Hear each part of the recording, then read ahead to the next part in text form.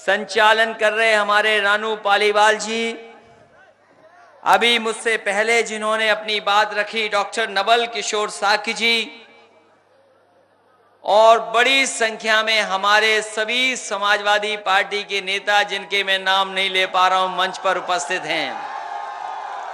सभी हमारे नेता साथी और जो उस मंच पर बैठे हैं, खड़े हैं, सभी समाजवादी साथी, इस चुनावी जनसभा में मैं देख रहा हूं बड़ी संख्या में आदरणीय बुजुर्ग, किसान भाई, माताएं, बहनें, नौजवान साथी, पत्रकार बंधुओं, मैं सबसे पहले आप सबका धन्यवाद और आभार प्रकट करना चाहता हूं इस चुनावी जनसभा को सफल बनाने के लिए।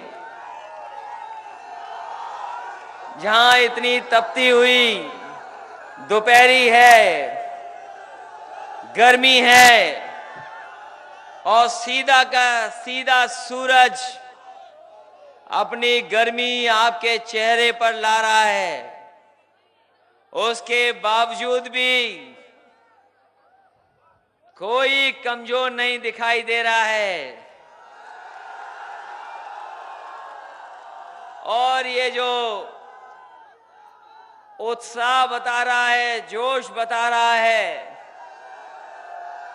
ये नौजवान जो जिंदाबाद के नारे लगा रहे हैं, ये हमें भरोसा दिला रहा है कि इस बार विधुना विधानसभा में ऐतिहासिक जीत होने जा रही है। मैं अपनी बात वहीं से कहता हूं, मैं अपनी बात वहीं से कहता हूं कि बताओ अब कौन सा वोट बचा है जब सपा बसपा दोनों मिल गए हों। कोई नहीं सोचता था ये गठबंधन हो जाएगा। याद कीजिए, हमारे साथी हैं जितने उपस्थित, कोई कल्पना नहीं कर सकता था ये गठबंधन हो जाएगा। और मैंने उस समय कहा था जब गठबंधन की तैयारी चल रही थी कि अगर समाजवादी पार्टी को और हमें अगर थोड़ा भी पीछे हटना पड़ेगा तो हम गठबंधन करेंगे। और आज देखिए, ये गठबंधन उत्तर प्रदेश में ऐसा कमाल कर रहा है कि भारतीय जनता पार्टी के नेताओं की भाषा बदल गई है। सोचो कैसी भाषा है इनकी। इनके नेताओं को समझ में नहीं आ रहा है कि कैसे मुकाबला होगा गठबंधन का। हमारे तमाम किसान भाई, नौजवान जानते होंगे कि कभी कभी बारिश होती है और इतनी तेज बारिश होती है कि अपने आप नींद खुल जाती है रात में और पता लगता है कि कितनी बड़ी बूंदें पड़ रही हैं और तेज बारिश हो रही है। पहले चरण से ही बोर्ड की बारिश शुरू हो गई है और जो बारिश हुई है पहले चरण की, दूसरे चरण में भी रुकी नहीं है और तीसरे में भी थमने का नाम नहीं ले रही है। और चौथे चरण में जब विधुना तक आएगी तो सोचना वोट की बारिश कैसे होने जा रही है। क्योंकि यहां के लोग इंतजार कर रहे थे कि कब वोट डालने का मौका मिलेगा। ये जो हिसाब किताब हमें लेना है आप सबको, ये हिसाब किताब दिल्ली की सरकार से 5 साल का लेना है हिसाब किताब, और ये भूल गए हैं ये बाबा मुख्यमंत्री की भी 2 साल की सरकार का हिसाब किताब लेना है।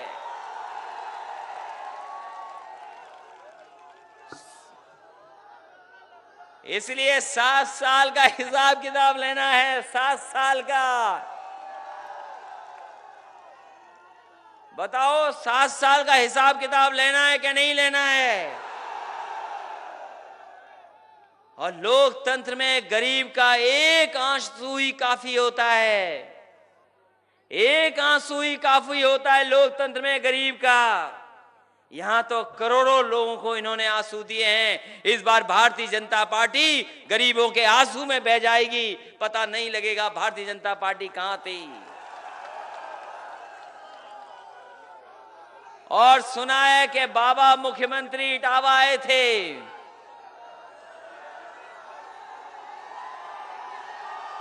बाबा मुख्यमंत्री जी इटावा आए थे, विधुना भी आए थे, इसी मैदान में आए थे। अगर इसी मैदान में आए थे, अरे विधुना वालों, उनकी चिलम भरी कि नहीं भरी?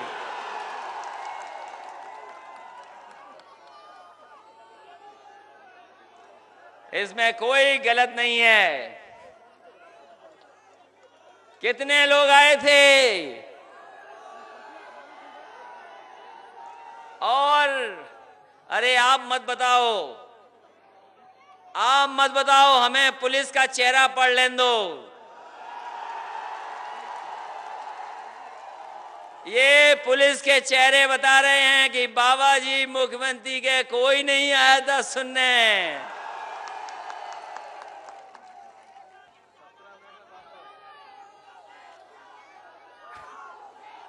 और बताओ, जब उन्हें कुछ समझ में नहीं आया, जब उन्हें अपना कोई काम याद नहीं आया, अच्छा बताओ, कोई काम उन्हें याद आया अपना? और जब उन्हें कोई काम याद नहीं आया तो बताओ क्या बोल रहे थे? बाबा मुख्यमंत्री जी बोल रहे थे कि अगर संविधान नहीं होता तो हम लोग भैंस चरा रहे होते। बताओ, बाबा मुख्यमंत्री के ये विचार हैं कि हम और आप भैंस चरा रहे होते। और अगर हमारे बारे में ये हिसाब किताब है तो बताओ, हमारा कोई गरीब बकरी चरा रहा होगा, कोई गरीब भेड़ चरा रहा होगा, कोई गरीब ठेला लगा रहा होगा, कोई गरीब रिक्शा चला रहा होगा, कोई गरीब छोटी सी दुकान चला रहा होगा, अपना कामकाज चला रहा होगा, कोई गरीब खेती कर रहा होगा। तो बताओ, बाबा मुख्यमंत्री जी के उनके विचार क्या होंगे उनके बारे में? वो भूल गए, वो भूल गए, याद कीजिए, वो भूल गए। अरे इन सपेरों को जगह दे दो, नहीं सांप निकाल लेंगे, अपने आप जगह मिल जाएगी। वो भूल गए। और जनता को याद है, पहले हमारे और आपके बीच में चाय वाला बनकर के आए थे, चाय वाला बनकर के आए थे, और अब चौकीदार बनकर के आए हैं।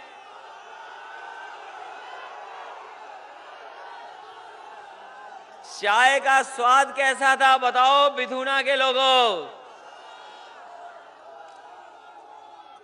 और अब चौकीदार बनकर के आए हैं। बताओ, चौकीदार की चौकी छीनोगे कि नहीं छीनोगे?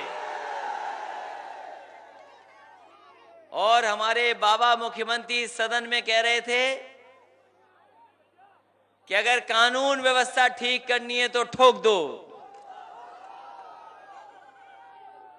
ठोक दो। उन्होंने कहा कि कानून व्यवस्था ठीक करनी है तो ठोक दो। हमारे पुलिस वाले भूल गए कि किसे ठोकना है, और जनता भूल गई किसे ठोकना है। कभी पुलिस ठोक रही जनता को, और जनता को मौका मिल रहा है तो पुलिस ठोक रही है। और सोचिए, इस ठोको नीति ने क्या सिखा दिया। हमारे सांसद विधायक भी एक दूसरे को ठोकने लगे। और आपने टीवी पे देखा होगा कि एक सांसद जी ने विधायक जी के सर पर 21 जूतों की सलामी दी। हमारे पत्रकार साथी बोल रहे थे कि वो 21 जूतों की सलामी नहीं थी, वो 12 जूतों की सलामी थी। हमने कहा कि अगर किसी ने रोका ना होता तो वो 21 जूतों की सलामी थी। बताओ कैसी भारतीय जनता पार्टी है, कैसी पार्टी है। इसलिए आपको केवल चौकीदार से हिसाब किताब नहीं लेना है, आपको ठोकीदार से भी हिसाब लेना है। ये चुनाव चौकीदार और ठोकीदार दोनों को हटाने का चुनाव है। 5 साल पहले वाले वादे भूले कि नहीं भूल गए उनके? हमारे किसान भाई यहां खड़े दिखाई दे रहे हैं, अंगोछा सरों पर है, गर्मी में खड़े हैं। कहा था इन्होंने कि हम पैदावार का 1.5 गुना मुनाफा देंगे, 1.5 गुना लागत का 1.5 गुना मुनाफा देंगे। हमारे किसान को 1.5 गुना मुनाफा नहीं मिला। किसान की आय 2 गुनी हो जाएगी। बताओ धान में कितना पैसा मिल गया आपको? और आलू बर्बाद हो गया। आलू वाले किसी किसान की खरीद नहीं हुई, कोई आलू 1 किलो नहीं खरीदा सरकार ने। हमारा किसान बर्बाद हो गया, हमारा किसान को धोखा दिया। और जो खाद की बोरी खरीदी हमारे किसान भाई ने, 5 किलो की चोरी हो गई कि नहीं चोरी हो गई? चोरी हो गई, खाद की पैदावार की चोरी हो गई। और खेत की रखवाली करनी पड़ रही है किसान भाइयों को। अब वो हम नाम नहीं लेंगे जिनको आप कहते हो कभी के खेत में देख करके। पहले गंगा मैया कह करके आए थे, गाय मां कह रहे थे। याद कीजिए, गाय के नाम पर वोट मांगा था। और अभी गाय मां की शिकायत लेकर के एक सांड पहुंचा था हरदोई में मुख्यमंत्री जी से मिलने। पूरा सुरक्षा चक्र छोड़ करके पहुंच गया सांड। बताओ मुख्यमंत्री जी से मिलने सांड पहुंच गया। कैसी सरकार है बताओ? किसान की आय नहीं, पैदावार की कीमत नहीं। और नौजवान साथियों याद कीजिए, आपसे कहा था कि करोड़ों नौकरी दे देंगे, हर साल 2 करोड़ नौकरी मिलेगी। भूल गए, नौकरी रोजगार है ही नहीं। समाजवादियों ने शुरू कर दिया था नौकरी और रोजगार देना, व्यवस्थाएं लागू करना शुरू कर दिया था। समाजवादी सरकार होती तो न जाने कितने नौजवानों को नौकरी रोजगार मिल जाते। भर्ती आसान कर दी थी, हमारे नौजवान जानते होंगे, भर्ती आसान कर दी। और हमने कहा कि अगर भर्ती जल्दी करनी है तो परीक्षा की क्या जरूरत है। सिपाही बना करके कहा केवल एक आप डंडा दे देते हो, डंडा के अलावा क्या सिपाही को देते हो आप? तो उसके लिए 2 परीक्षा की क्या जरूरत है। देश में सबसे आसान भर्ती करने का काम समाजवादी लोगों ने किया। और तमाम नौजवान जो 10वां 12वां पास थे और जिन्होंने दौड़ के दिखा दिया, जो आगे थे, वो अपने आप भर्ती हो गए, किसी को सिफारिश करने की जरूरत नहीं पड़ी। यहां हमारे हो सकता है कुछ भर्ती वाले हों यहां पर, हम आपको भरोसा दिलाना चाहते हैं, दिल्ली में सरकार बनेगी तो फौज की और पैरामिलिट्री की भी ऐसी ही नौकरी होगी कि 10वां 12वां पास वाले और दौड़ के दिखा देना, अपने आप भर्ती हो जाएगी, किसी की सिफारिश की जरूरत नहीं पड़ेगी। ये व्यवस्था बदलना चाहते हैं हम लोग, क्योंकि आज नौकरी नहीं है, रोजगार नहीं है। दुनिया में ऐसा कहीं नहीं हो रहा है कि हमारे नौजवान इस तरीके से घूम रहे हों। हम तमाम देशों को जब देखते हैं तो जानकारी मिलती है कि वहां के नौजवानों को नौकरी मिल रही, रोजगार मिल रहे हैं, और जो सपने देखते हैं वो सपने पूरे कर रहे हैं। लेकिन वो सपने पूरे भारत में नहीं हो पा रहे नौजवानों के। अगर इनके कुछ सपने हैं तो सपने वैसे ही मर जा रहे हैं। कितनी भी मेहनत कर लें, कितना भी परिश्रम कर लें, लेकिन इनके सपने पूरे नहीं हो रहे, न नौकरी मिल रही, न रोजगार मिल रहा है। और बीजेपी के लोगों ने ऐसा नाजुक देश बना दिया है, ऐसी स्थिति बना दी है कि आज हमारा पूरा कारोबार विदेशी हाथों में चला गया, सब उनके हाथ में चला गया, सब कुछ छीन लिया उन्होंने।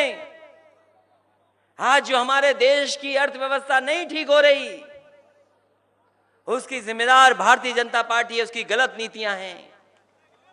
उन्होंने हमें आपके बीच छल किया, धोखा दिया। और याद कीजिए नोटबंदी के समय पर क्या कहा था उन्होंने। भारतीय जनता पार्टी ने कहा था कि काला धन आ जाएगा, भ्रष्टाचार खत्म हो जाएगा, लेकिन कोई काला धन नहीं आया। जो पैसा हमने बैंक में जमा किया था, वो पूरा पैसा लेकर के विदेश भाग गए उद्योगपति। जब याद होगा आपको, मैं लखनऊ एयरपोर्ट से इलाहाबाद जा रहा था, दो मामूली अधिकारी आए सरकार के और उन्होंने कहा कि आप इलाहाबाद नहीं जा सकते हैं छात्र संघ के कार्यक्रम में। मैं नौजवानों के कार्यक्रम में जाना चाहता था, लेकिन दो मामूली अधिकारी आए, उन्होंने कहा कि नहीं आप जा सकते हो। हमने उनका कहना माना, कानून माना और हम इलाहाबाद नहीं गए, हमारा हवाई जहाज नहीं उड़ने दिया। लेकिन सोचो आप, कभी अगर दो मामूली से अधिकारियों का हम कहना मानते हैं इसलिए क्योंकि हमें देश के संविधान, देश के कानून पर भरोसा है। और सोचिए कितने बड़े बड़े लोग कितना पैसा लेकर के दिल्ली से भाग गए। बताओ भागे कि नहीं भागे? वो उनके ही खासम खास लोग थे, मित्र लोग थे जो भाग गए। अगर दो मामूली अधिकारी हमारा हवाई जहाज रोक सकते हैं तो बताओ दिल्ली में जाने कितने चौकीदार थे। 36,000 उद्योगपतियों को क्यों नहीं रोक पाए? 36,000 उद्योगपति भारत छोड़ करके चले गए। और याद रखना, याद रखना, याद रखना, गरीब गरीब को नौकरी नहीं दे सकता है। जब उद्योग लगेंगे, कारखाने लगेंगे और जब कारोबार होगा तब जाकर के नौकरी और रोजगार के अवसर पैदा होंगे। इन भारतीय जनता पार्टी के लोगों ने देश के संपन्न लोगों को, 36,000 लोगों को भारत छोड़ करके जाने दिया। सब पैसा लेकर के चले गए, बैंकें घाटे में हैं, कोई हिसाब किताब देने को नहीं, कोई चर्चा नहीं उसकी। बताओ अगर बैंकों में पैसा नहीं होगा तो कैसे विकास होगा? अगर खजाने में पैसा नहीं होगा तो पैसे से विकास नहीं हो सकता, गरीब गरीब को नौकरी नहीं दे सकता। यह स्थिति पैदा कर दी है। इसलिए हम कहना चाहते हैं, ये सरकार हमारी आपकी नहीं है, ये सरकार हमारी आपकी नहीं है। देश के 1% जो सबसे ज्यादा अमीर लोग हैं उनकी सरकार है, ये गरीबों के प्रधानमंत्री नहीं हैं। और अगर गरीबों के प्रधानमंत्री होते तो बताओ, कर्ज माफ का कहा था किसानों का कि कर्ज माफ कर देंगे, हमारे किसानों का कर्ज माफ नहीं हुआ। हम आपको भरोसा दिलाते हैं, दिल्ली में सरकार बनेगी। हमने अपने घोषणा पत्र में और जो हमने अपना विचार रखे हैं पार्टी के, उसमें कहा है कि किसान तभी खुशहाल हो सकता है कि अगर उद्योगपतियों का कर्ज माफ हो सकता है। तो एक बार केंद्र सरकार को फैसला लेना चाहिए, हमारे किसानों का किसी बैंक से कर्ज लिया हो, पूरा का पूरा कर्ज माफ होना चाहिए। उनको अपने जीवन की शुरुआत करने का मौका एक बार मिलना चाहिए। जैसे आजाद हुआ देश, वैसे एक बार गरीब को आजाद करना पड़ेगा लोन से। अगर कर्ज माफ नहीं हुआ हमारे किसानों का तो जीवन की शुरुआत नहीं हो सकती। इसलिए समाजवादी लोग बड़े बड़े काम कर रहे थे, और बड़े काम इसलिए कर रहे थे, इसलिए बड़े काम कर रहे थे, क्योंकि बड़े काम से ही खुशहाली आएगी। अमेरिका का उदाहरण है। अमेरिका ने बड़ी बड़ी सड़कें इसलिए बनाई क्योंकि अमेरिका ने सड़कें बनाई और सड़कों ने अमेरिका बना दिया। इसीलिए हम अच्छी सड़कें बना रहे थे, बड़ी बड़ी सड़कें बना रहे थे, जिससे कि हमारे लोग भी तरक्की और खुशहाली के रास्ते पर चले जाएं। जो काम शुरू किया था सब रोक दिया। जैसे गांव में कभी कभी गला घोंटू बीमारी हो जाती है जानवर को, वैसे ही भारतीय जनता पार्टी को काम रोकू बीमारी है। बताओ, सब काम रोक दिए कि नहीं रोक दिए? सब काम रोक दिए। हमारी माताएं बहनें जानती होंगी, गरीब जिनको 500 रुपया पेंशन मिल रही थी समाजवादी, वो रोक लिया, अब नहीं मिल रही है। बाबा मुख्यमंत्री जी ने छीन ली वो। हम अपनी माताओं बहनों को भरोसा दिलाना चाहते हैं, समाजवादी सरकार बनेगी तो हर महीने 3000 रुपया समाजवादी पेंशन देने का काम होगा। ये जो 102, 108 एम्बुलेंस चली थी गरीब की मदद के लिए, गरीब की मदद होने लगी थी, उस 102, 108 को भी बर्बाद कर दिया। ये 100 नंबर पुलिस की हमने बनाई थी इसलिए कि अगर गरीब को कहीं संकट आ जाए, कोई अगर झगड़ा हो जाए, खेत में खड़े खड़े कोई विवाद हो जाए, आबादी को लेकर के, पानी निकालने को लेकर के, मेड़ को लेकर के, जानवर को लेकर के, अगर कोई झगड़ा हो जाए तो पुलिस को 100 नंबर दिया था, फोन मिलाओ और आपके पास पुलिस पहुंचती थी, आपको थाने नहीं जाना पड़ता था। बताओ, 100 नंबर को बर्बाद कर दिया कि नहीं कर दिया? और वही बीमारी लगा दी जो पहले बीमारी थी पुलिस को, वही बीमारी 100 नंबर में लगा दी। 100 नंबर इसलिए लागू किया था हमारा गरीब थाने में न जाए, उसकी मदद 100 नंबर कर दे। लेकिन बाबा मुख्यमंत्री जी को 100 नंबर समझ में नहीं आया। ये हम अमेरिका से लेकर के आए थे। आप पूछ लेना पुलिस के लोगों से और अधिकारियों से। इनके वरिष्ठ अधिकारियों को मैंने जिम्मेदारी दी थी, जो जानकार थे, जो समझदार थे, और उनके साथ हमने एक एक्सपर्ट रखा था, वेंकट प्रोफेसर को रखा था। इसलिए रखा था कि कम से कम वो व्यवस्था बना दें, और वो व्यवस्था बनाई हमने 100 नंबर वाली। जिस तरीके से न्यूयॉर्क में पुलिस चलती है, 5 मिनट में, 10 मिनट में घटनास्थल पे पहुंच जाती है, इसीलिए हमने पुलिस को अच्छा बनाने के लिए 100 नंबर बनाई थी। वहां ट्रेनिंग की व्यवस्था दी थी, सब कुछ अच्छा दिया था। आने वाले समय में खाना अच्छा मिल जाए, वर्दी अच्छी मिल जाए, ट्रेनिंग अच्छी मिल जाए। लेकिन हमारे बाबा मुख्यमंत्री जी को टेक्नोलॉजी समझ में नहीं आती है, इसलिए 100 नंबर भी बर्बाद कर दिया। बताओ, जो लैपटॉप बांटे थे आज भी हैं कि नहीं गांव में? गांव में हैं कि नहीं? और चल रहे हैं कि नहीं चल रहे हैं? बताओ। दुनिया की सबसे बेहतरीन कंपनी के हमने लैपटॉप लाने का काम किया था, और उसमें ऐसा फिट कर दिया था कि नेताजी और अपनी फोटो लगा दी थी, कोई हटा नहीं सकता था। बताओ, कोई हटा पाया नेताजी और हमारी तस्वीर? हमारे पत्रकार साथी भी कह रहे हैं हमें भी मिला था लैपटॉप। ये तब मिल रही है जब बाबा मुख्यमंत्री बन गए हैं। बाबा मुख्यमंत्री के जमाने में नहीं मिलेगा ये सब कुछ, क्योंकि बाबा मुख्यमंत्री जी चलाना ही नहीं जानते। लैपटॉप तो देंगे क्या आपको? बताओ, शहर में रहते हो, कोई वार्ड बचाओ जिसके यहां बच्चों को ना पहुंचा हो वार्ड में। और आज भी चल रहा होगा, 2 साल सरकार हमारी नहीं है तब भी चल रहा है लैपटॉप। और बताइए, बीजेपी वालों का जो बना रहे हैं शौचालय, ये बीजेपी वालों के भाषण सुन लो तो शौचालय से शुरू होते हैं और शौचालय पे खत्म हो जाता है। और शौचालय जो बनाए हैं, पहले बनते थे 1 गड्ढे का कांग्रेस के जमाने में, और अब शौचालय बन रहे हैं 2 गड्ढे के। बताओ कोई शौचालय जा सकता है बिना पानी के?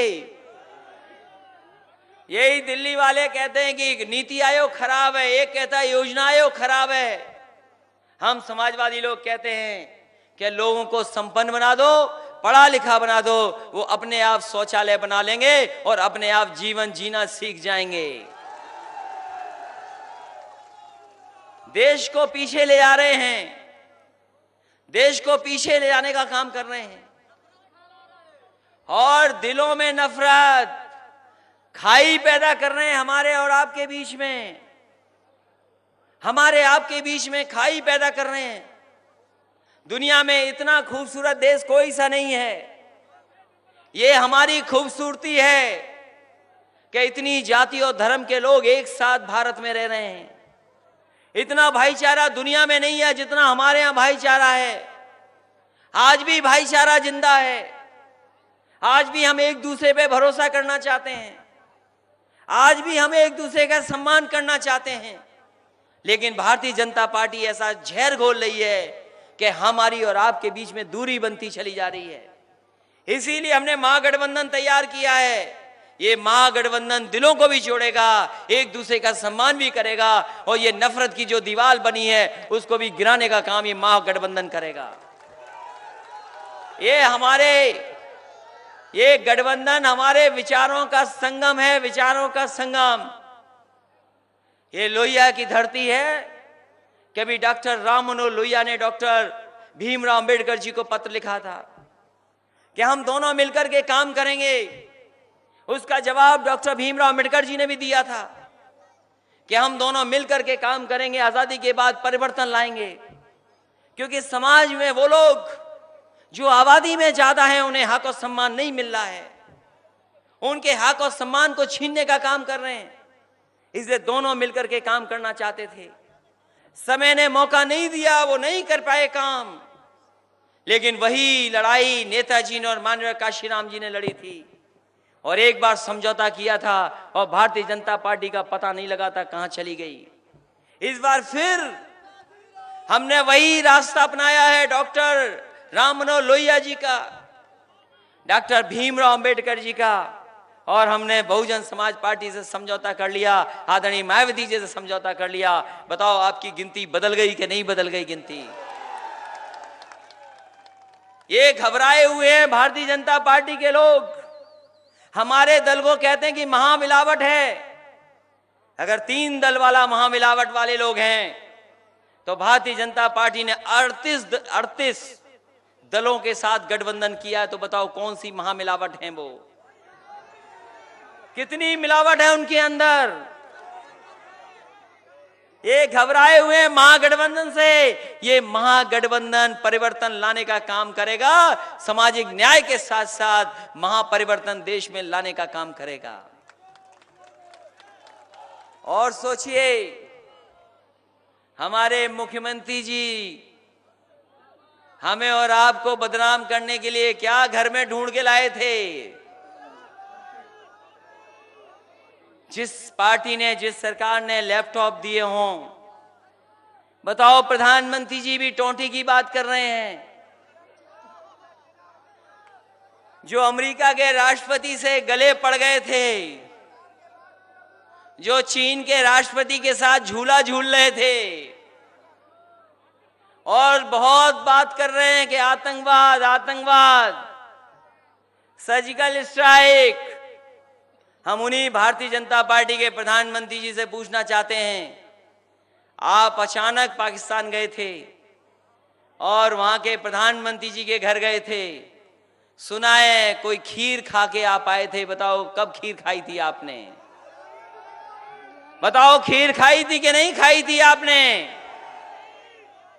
अरे हम वेजिटेरियन हैं इसलिए खीर की बात कर रहे हैं। वैसे तो कोई नहीं जानता पाकिस्तान में जाकर के क्या पता बिरयानी खाई हो उन्होंने। बताओ पाकिस्तान के प्रधानमंत्री से चुपचाप मिलाते हैं और सीमा का डर दिखा करके हमें आपको डराते हैं। हमें आपको डराने, सीमा के डर को दिखा करके न जाने कितने हमारे आपके परिवार के बच्चे हैं वो सीमा पर जाकर के देश की रक्षा कर रहे हैं। ये भारतीय जनता पार्टी के लोग जो कहते हैं कि भारतीय जनता पार्टी की वजह से देश सुरक्षित है, हम कहना चाहते हैं जब तक हमारे देश के जवान सीमा पर हैं तब तक हमारा देश सुरक्षित है। भारतीय जनता पार्टी आएगी चली जाएगी लेकिन फौज तो हमारी रक्षा करेगी। बताओ, एक जवान हर दिन शहीद हो रहा है।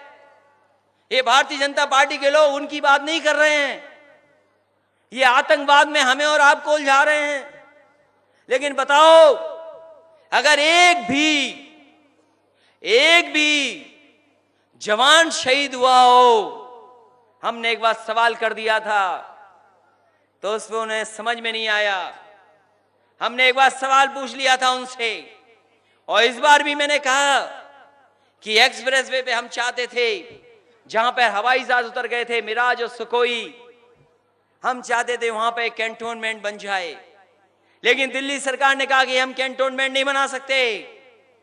हमने कहा अगर कैंटोनमेंट नहीं बना सकते हो तो समाजवादी सरकार आएगी तो अहीर रेजिमेंट भी बनेगी और गुजरात रेजिमेंट भी बनेगी। हम तो चाहते हैं गुजरात के लोग भी आए, सीमा पर रक्षा करें जाकर के। प्रधानमंत्री जी जो बार बार अपनी बात बदल रहे हैं, कभी मेक इन इंडिया, कभी डिजिटल इंडिया, कभी स्टैंड अप इंडिया, कभी धोखे वाली इंडिया, और अब तो कह रहे पता नहीं क्या कहा उन्होंने, आईडी इंडिया, पता नहीं क्या जानकारी दे रहे थे। ये तो भारत के सबसे बड़े फेंकू हो गए। इसलिए साथियों, जब सीमा की रक्षा करनी थी और जवानों के शहीदों के लिए हमने कहा कि 1 करोड़ रुपए उनके परिवार की मदद होनी चाहिए, भारतीय जनता पार्टी नहीं मदद कर रही है। ये समाजवादी लोग जानते होंगे, आज जो शहीदों का जो शरीर आ रहा है, आज जो शहीद आ जाते हैं हमारे गांव में परिवार के बीच में, कम से कम उनके पार्थिव शरीर जो आ जा रहा है वो नेताजी की देन है। पहले नहीं देखने को भी मिलता था। और जो 25 लाख रुपए मदद हो रही है वो समाजवादी पार्टी और आपकी पिछली सरकार ने उनके परिवारों की मदद करने का फैसला लिया था और हर जवान को कहा था कि 25 लाख मदद करेंगे।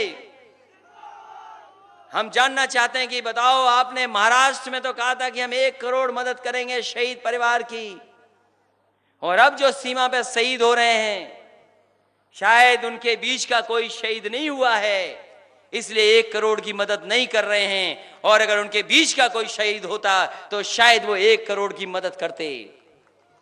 नहीं कर रहे 1 करोड़ की मदद। हम कहते हैं अगर आपने पहले मदद की है किसी की 1 करोड़ की, तो आज तो देश के प्रधानमंत्री हैं, तो जवान जिस परिवार का शहीद हुआ है उस परिवार की 1 करोड़ से मदद करो, और नहीं तो सरकार 23 मई के बाद नई आ जाएगी, नई सरकार उस परिवार की 1 करोड़ से मदद करने का काम करेगी। ये आंकड़े नहीं दे रही सरकार कि कितने जवान शहीद हो रहे हैं, हमारे किसान आत्महत्या कर रहे हैं उसकी आंकड़े नहीं दे रहे। 45 साल में सबसे ज्यादा गरीब नौजवान बेरोजगार रह गया, उसके आंकड़े नहीं दे रही है। ये हमें आपको उलझा रहे हैं दूसरी चीजों में, हमें आपको उलझा रहे हैं आतंकवाद में, हमें आपको उलझा रहे हैं सर्जिकल स्ट्राइक में। हम चाहते हैं हमारा किसान खुशहाल हो, लेकिन भारतीय जनता पार्टी के लोग दूसरी तरफ ले जा रहे हैं। इसलिए ध्यान मत हटाना। ध्यान हटाने की ताकत अगर किसी के पास है तो भारतीय जनता पार्टी के पास है। बताओ, भारतीय जनता पार्टी के लोग ध्यान हटा देते कि नहीं हटा देते मुद्दों पर। इसलिए बिधुना की जनता से हमारा निवेदन है, अपील है, ये चुनाव बहुत देश के भविष्य का है और आने वाली पीढ़ी उसके भविष्य का भी है। बताओ, बिधुना की सड़कें अच्छी बनाई समाजवादियों ने कि नहीं बनाई थी? ये सड़क जब भी बनती थी टूट जाती थी, ये वाली बताओ। ये टूट जाती थी सड़क के नहीं टूट जाती थी, और अछलदा वाली भी जब बनती थी सो टूट जाती थी। और अब ऐसी सड़क बना दी है, ऐसी सड़क बना दी है 30-40 साल, 10 साल, 15 साल, और जब तक अपनी अगली सरकार आएगी तब तक ऐसी बनी रहेगी। सड़कें बनाई, कौन बनाता शहर जैसी ऐसी सड़कें, बताओ बनाई कि नहीं बनाई? गांव में जनेश्वर मिस बनने लगा था, लोही आवास देने लगे थे 3,05,000 का, 3,05,000 का गरीब का घर देने लगे थे। दिल्ली वाले 1,20,000 का देते हैं, और थोड़ा बहुत गड़बड़ हो जाता है तो हाथ में कुछ और ही आता है। इसलिए साथियों, दिल्ली में अगर पहुंचेगी समाजवादी पार्टी और महागठबंधन पहुंचेगी तो लोही आवास की तरह 3 लाख से ज्यादा का गरीबों को आवास देने का काम गांव में होगा। और इसलिए देना चाहते हैं, अगर किसी ने लोही आवास देखा होगा, अगर किसी ने लोही आवास देखा होगा तो जानते होंगे उसमें सोलर पैनल लगाए, सरकार से पंखा मिलता था, एलईडी मिलती थी, और बिजली का बिल नहीं देना पड़ता था गरीब को। उसी तरह के लोही आवास देने का काम करेंगे, जिससे हमारे गरीब को आवास मिल जाए और बिजली भी चला ले, टीवी भी चला ले, पंखा भी चला ले, और उसके सामने कोई बिजली का बिल ना आए। ये व्यवस्था कर सकते हैं। और भी सुविधाएं, इलाज की, दवाई की, ये बड़े बड़े अस्पताल जो बने हैं, सैफई में इसीलिए बनाया कि बड़ा अस्पताल बने, कोई गंभीर बीमारी हो जाए तो इलाज हो जाए वहां पर, इलाज हो जाए वहां पर। और आगरा लखनऊ एक्सप्रेसवे पे कोई चलाए कि नहीं चलाए, बताओ? और जो चले होंगे तो वो जानते होंगे कि उससे अच्छी सड़क कहीं नहीं देखी होगी। यही विकास का रास्ता है, याद रखना, यही खुशहाली का रास्ता है। और ऐसी सड़क है, जितना तेज चलना चाहो चल सकते हो, लेकिन 100 और 120 से ऊपर मत चलना। इसलिए सड़कें अच्छी बनाई, बड़े अस्पताल बनाए, पुलिस को व्यवस्था दी, नए समय के हिसाब से पढ़ाई हो, क्योंकि नौजवान जानते होंगे, मोबाइल चलाते होंगे, सामान खरीद लेते हैं मोबाइल से। अब तो मोबाइल से भी सामान खरीद लेते हैं कि नहीं, बताओ? ये व्यवस्थाएं बदल रही हैं, तो इसलिए पढ़ाई की व्यवस्था भी बदलनी पड़ेगी। अच्छी पढ़ाई हो, गुणवत्ता की पढ़ाई हो, तभी नौजवानों का भविष्य बेहतर होगा, तभी भविष्य बेहतर होगा। इसलिए पूरा का पूरा पढ़ाई की व्यवस्था बदले, उस दिशा में हम लोग काम करना चाहते हैं। इसलिए विधुना की जनता से हमारी विशेष निवेदन है, अपील है आपसे। और विधुना के लोगों ने कभी निराश नहीं किया होगा समाजवादियों को, बताओ? कभी निराश किया हो आपने? कभी निराश नहीं किया। अब तो बीजेपी वाले भी जानते हैं कि जो विधुना जिता देगा वो कब्र कहां करेंगे पता ही नहीं है। बताओ, बीजेपी वाले चुपचाप आ रहे होंगे मोटरसाइकिल से, कुछ कुछ बता रहे होंगे, साजिश कर रहे होंगे, झूठ बोल रहे होंगे, न जाने क्या बता रहे होंगे, हम नहीं जानते, लेकिन आप लोग जानते होंगे। बताओ, कोई काम किया हो इन्होंने तो बता दो। तो बताइए, शिकायतें तो बहुत हो सकती हैं, शिकायतों की सीमा कभी खत्म नहीं होती। बताओ, ये चुनाव डिंपल यादव जी का है कि नहीं है?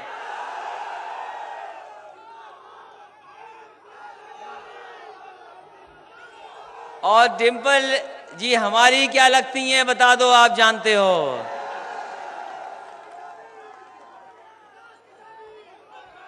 अच्छा, चुनाव हमारा है कि नहीं है, बताओ? और चुनाव गठबंधन का है कि नहीं है? जो किसी ने नहीं सोचा वो हम लोगों ने कर दिया कि आदरणीय मायावती जी भी अब आपके साथ हैं। तो बताओ महागठबंधन का चुनाव है कि नहीं है? तो ये महागठबंधन के सम्मान का भी चुनाव है। कोई गलती तो नहीं होगी, बताओ? कोई गलती तो नहीं होगी, बताओ? और जो लोग दूसरा पहाड़ा पढ़ाएंगे वो तो नहीं पढ़ लोगे?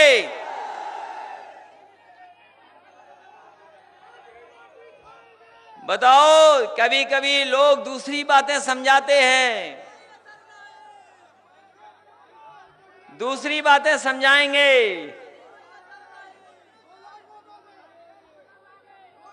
इसलिए आपसे हम निवेदन करना चाहते हैं, बिधूनार की जनता से।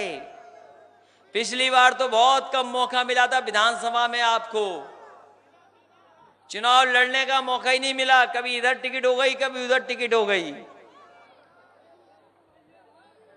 टिकट इधर उधर हो गई थी। उसके बावजूद भी आपने, बताओ, दिनेश वर्मा जी को कितना वोट दे दिया था। जल्दीबाजी में टिकट हुई तब भी वोट दे दिया आपने।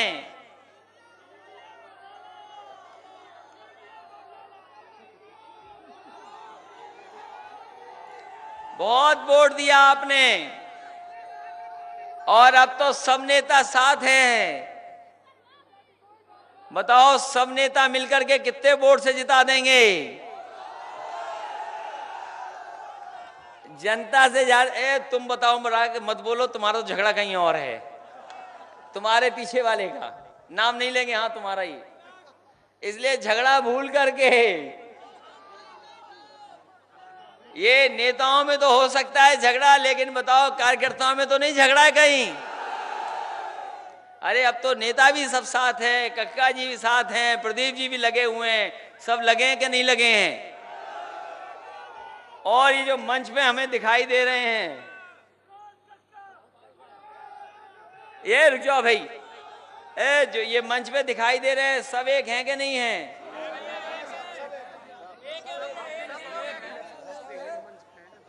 अजय, सब हैं के साथ के नहीं हैं? रवि वर्मा जी, कठेरिया जी, सब हैं कि नहीं? तो इससे अच्छा मौका कौन सा मिलेगा जब सबसे ज्यादा वोटों से डिंपल जीत सकती हैं। अरे अपना जिताओ, 5 लाख छोड़ो, अपना जिताइए बढ़िया। पहले बताओ, बिधुना की जनता पे हम भरोसा कर सकते हैं कि नहीं कर सकते हैं? हम भरोसा कर रहे हैं आप पर, और हमें भरोसा है क्योंकि अपने लोग कभी इधर उधर की बात नहीं करेंगे, केवल साइकिल देखेंगे, साइकिल। लेकिन आपकी जिम्मेदारी है बहुजन समाज पार्टी के लोगों का भी साथ लेना है, उन्हें भी सम्मान कर करके, साथ लेकर के उनका भी सहयोग ले लेना। अब तक की सबसे बड़ी जीत बिधुना विधानसभा से हो सकती है समाजवादी पार्टी की, और हमें यकीन है कि डिंपल की इस बार सबसे बड़ी जीत होगी। उनकी जीत तो होगी होगी, उनकी जीत तो होगी, लेकिन बताओ उससे ज्यादा खुशी हमें मिलेगी कि नहीं मिलेगी, बताओ? तो इसलिए जिताइए इन्हें। अभी आदि आबादी के लिए बहुत काम करना है, आदि आबादी के लिए बहुत काम करना है, क्योंकि उनकी शिक्षा में मदद करनी है, उनके स्वास्थ्य के तमाम सवाल हैं जिनका रास्ता निकालना है, समस्या समाधान करना है। उन्हें भी कुछ खुशहाली आ जाए और कुछ उनकी मदद हो जाए समाजवादी पेंशन से। इसलिए हम चाहते हैं कि इस बिधुना के सब लोग मिलकर के, और अब जब पूजा पाल जी भी वोट मांग के जा रही हैं डिंपल यादव जी का, तो बताओ जिताओगे कि नहीं जिताओगे? और डॉक्टर नवल किशोर साकी जी भी आए हैं, ये पढ़े लिखे हैं, केजीएम से डॉक्टर पास की इन्होंने। ये पलक झपकाते ही ऑपरेशन कर देते हैं, जानते हैं कौन सी बीमारी कहां है। कितने ऑपरेशन कर चुके होगे बताओ? 50,000 ऑपरेशन कर चुके हैं। अब बताइए 50,000 ऑपरेशन करने वाले भी हमारा साथ दे रहे हैं।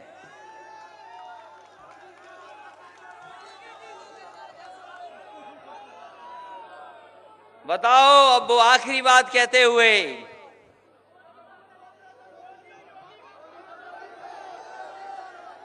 इसलिए आपसे विशेष निवेदन है, हमें चौकीदार ठोकीदार को हटाना है और जिन्होंने हमारे टोटी ढूंढ करके बदनाम किया है उनके घर भी चिलम ढूंढनी है। बताओ, चिलम ढूंढने के लिए मदद करोगे कि नहीं करोगे? हमें भरोसा है कि आप सब लोग ऐतिहासिक वोट देंगे और समाजवादी पार्टी जीतेगी। यही पार्टी है जो नेताजी ने रास्ता दिखाया था। आपने मैनपुरी की बड़ी रैली देखी होगी, देखी थी कि नहीं देखी थी? और गठबंधन की रैली इसलिए हुई थी कि नेताजी को सबसे बड़े वोट से हम लोग जिताएं, इसीलिए आदरणीय मायावती जी भी आई थी। और उनके आने के बाद आज वोट पड़ रहा है मैनपुरी में। देश की सबसे बड़ी जीत जो होंगी उसमें नेताजी की भी जीत शामिल होगी। और जो संघर्ष कर करके नेताजी पार्टी विचारधारा हमें आपको यहां लेकर के आए हैं, हमें यहां लेकर के आए हैं, तो अब हमारी आपकी जिम्मेदारी बनती है कि आगे 100 साल कैसे इस विचारधारा को लेकर के जाएं। इसलिए जो रास्ता उन्होंने अपनाया था उसी रास्ते पर आगे बढ़ा रहे हैं। उसमें आपकी भी जिम्मेदारी है हम लोगों का सहयोग करने की। इसलिए सहयोग करना, मदद करना। लड़ाई बहुत कठिन है, लेकिन गठबंधन ने लड़ाई बहुत आसान कर दी है। इसलिए हमें देश को न चौकीदार चाहिए, न प्रचार मंत्री चाहिए। हमें देश को नई सरकार और नया प्रधानमंत्री चाहिए। ये नया प्रधानमंत्री, नई सरकारी देश को नया बनाएगी। नया देश बनाने के लिए नई सरकार जरूरी है और इस बार हम सब लोग मिलकर के देश को नया प्रधानमंत्री देने जा रहे हैं। और अभी तो उत्तर प्रदेश की सरकार का विकास देखा है, अगर दिल्ली तक पहुंच गए तो सोचो विकास की गति क्या होगी। ये तो भरोसा है कि नहीं है, बताओ। इसलिए मदद करिए, एक एक वोट साइकिल पे डाल देना। यही निवेदन करने आया हूं, यही अपील करने आया हूं। और हम आपको बता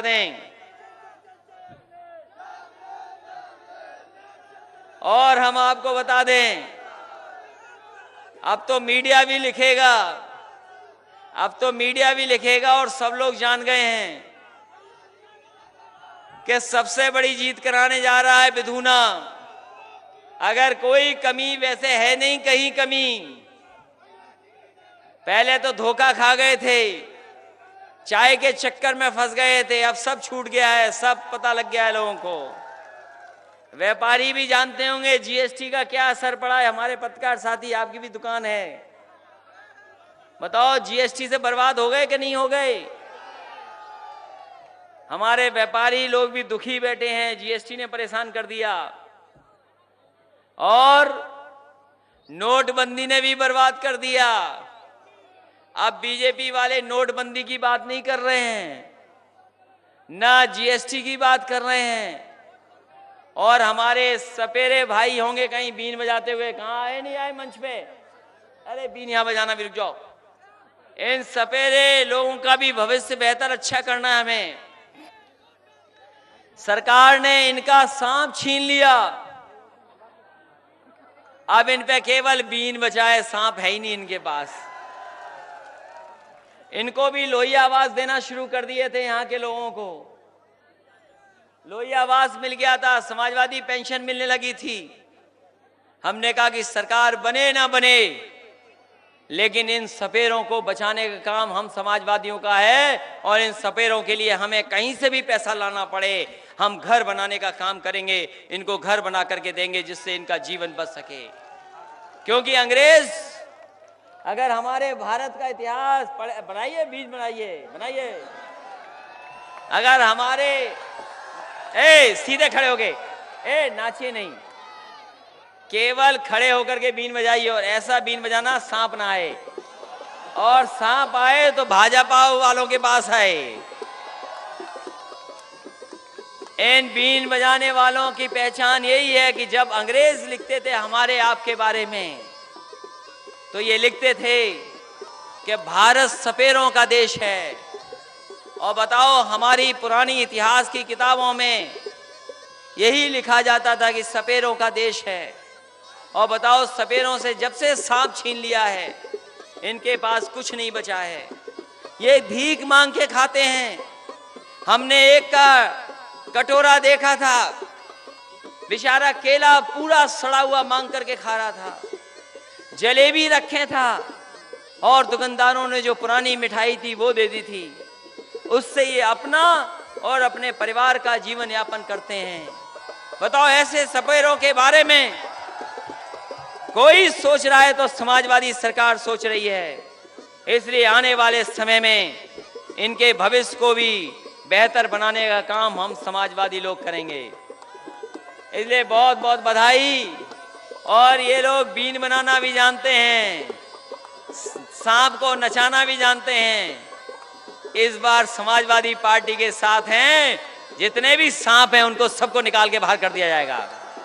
बहुत बहुत धन्यवाद। हम अपने नेताओं का भी धन्यवाद देते हैं, अपने तमाम साथियों का भी धन्यवाद देते हैं, और आई हुई जनता जो इतनी दोपहरी में, इतनी गर्मी में भी आपने उत्साह जोश बढ़ाया है, ये सम्मान की बात है हम समाजवादियों के लिए।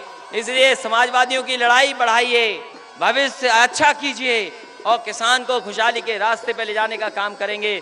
हम अपनी माताओं बहनों का भी धन्यवाद देते हैं। और अगर आप आगे आ जाओगे तो मैं डिंपल से कह दूंगा एक बार मिल लेंगे। लड़के तुम नहीं आना, उन्हें महिलाओं को उधर आगे आ जाने देना। इसलिए यह बहुत बहुत धन्यवाद आपका, बहुत बहुत बधाई।